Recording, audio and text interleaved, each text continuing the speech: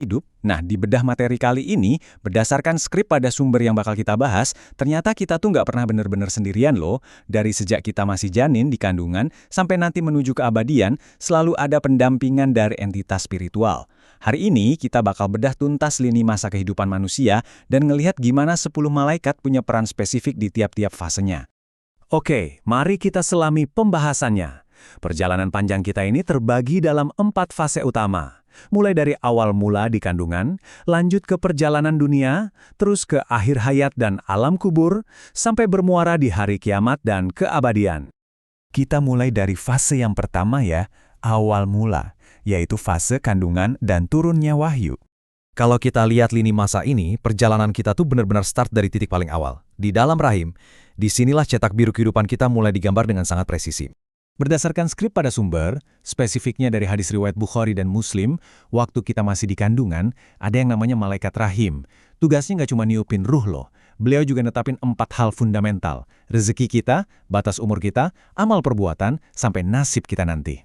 Bayangin aja, sebelum kita melek ngeliat dunia, rute perjalanan kita tuh udah disiapin sedemikian rupa. Terus pas kita lahir, pastinya kita nggak dilepas gitu aja buat meraba-raba nyari arah kan? Kita butuh kompas. Nah, makanya malaikat Jibril ditugasin. Kayak yang disebut di surat Al-Baqarah ayat 97 ini. Jibril yang bawa wahyu dari Allah buat para nabi dan rasul. Dan wahyu inilah yang jadi petunjuk arah buat kita jalanin hidup. Hal ini ngebawa kita ke fase kedua. Perjalanan duniawi. Momen di mana pilihan dan amal kita benar-benar diuji. Di fase ini kerasa banget gimana dukungan ilahiyah itu bekerja dalam keseharian kita. Berdasarkan hadis sahih riwayat Imam Bukhari, tugas malaikat Mikail itu super vital buat fisik kita. Beliau ngatur rezeki, nurunin hujan, sampai jaga keseimbangan alam. Jadi, udara segar atau makanan enak yang kita nikmatin hari ini, itu semua bagian dari ekosistem yang diurus sama beliau. Dan ini nih, yang dengan brilian ngilustrasiin betapa ketatnya sistem pencatatan hidup kita. Di sebelah kiri ada malaikat Raqib yang tugasnya nyatat setiap kebaikan kita, sekecil debu sekalipun. Terus di kanan ada malaikat Atid yang nyatat semua keburukan. Merujuk ke surat Qaf ayat 17-18, ini ngingetin kita satu fakta mutlak. Gak ada satupun tindakan di dunia ini yang luput dari dokumentasi mereka. Sekarang pertanyaannya, setelah bertahun-tahun kita hidup, sibuk kerja, dan buku catatan dari Raqib dan Atid juga udah makin tebal, apa yang sebenarnya terjadi pas perjalanan di dunia yang fana ini berakhir? Tepat pas kita ngelangkah lewatin pintu terakhir kehidupan. Itu ngebawa kita masuk ke fase ketiga, akhir hayat dan alam kubur. Transisi menuju alam misterius, di mana babak pertanggungjawaban personal akhirnya dimulai.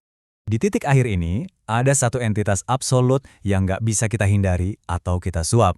Namanya Malakul Maut, atau yang sering kita kenal dengan Malaikat Israel.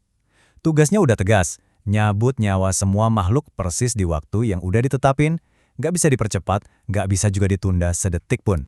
Buat ngelihat otoritas dari tugas pamungkas ini, kita bisa cek surat As-Sajdah ayat 11. Di situ dinyatakan dengan sangat jelas kalau malaikat maut emang diserahi tugas buat mematikan kita. Kutipan ini kayak ngingetin banget ya, kalau perpisahan sama fisik kita ini adalah sebuah kepastian. Jadi prosesnya kurang lebih begini. Begitu kehidupan selesai di langkah pertama, kita langsung masuk langkah kedua, yaitu pindah ke alam barzakh atau alam kubur. Nah, di langkah ketiga inilah kita mulai diuji. Berdasarkan hadis riwayat Imam Tirmizi, kita bakal didatengin 2 malaikat penjaga, Mungkar dan Nakir. Mereka bakal nanya hal-hal fundamental banget soal Tuhan, agama, dan Nabi.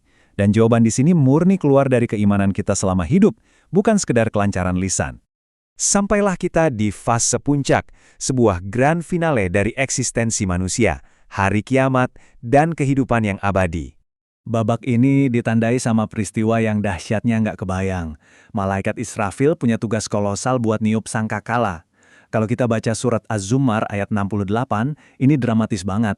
Tiupan pertama itu mematikan semua makhluk yang tersisa, terus pas ditiup lagi untuk kedua kalinya, tiba-tiba semuanya bangkit berdiri nunggu putusan pengadilan yang seadil-adilnya. Begitu pengadilan agung ini selesai, cuma ada 2 destinasi terakhir. Di sebelah kiri ada realitas dari malaikat Malik, penjaga neraka yang tegas ngatur penghuninya, kayak yang disebut di surat Az-Zukhruf ayat 77. Beda banget sama sisi kanan, di mana ada malaikat Ridwan yang penuh kedamaian nyambut orang-orang yang masuk surga. 2 tempat yang beda jauh dijaga sama 2 sosok yang juga berbeda tugasnya. Jadi, poin krusial dari tabel di layar ini adalah luar biasa ya ngelihat gimana sumber materi ini memetakan seluruh perjalanan kita dengan sangat logis dan rapi.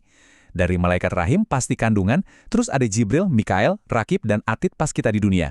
Masuk ke kubur dijaga Mungkar dan Nakir, Israel yang mutus kehidupan, Israfil yang niup trompet kiamat, sampai akhirnya kita ketemu Malik atau Ridwan.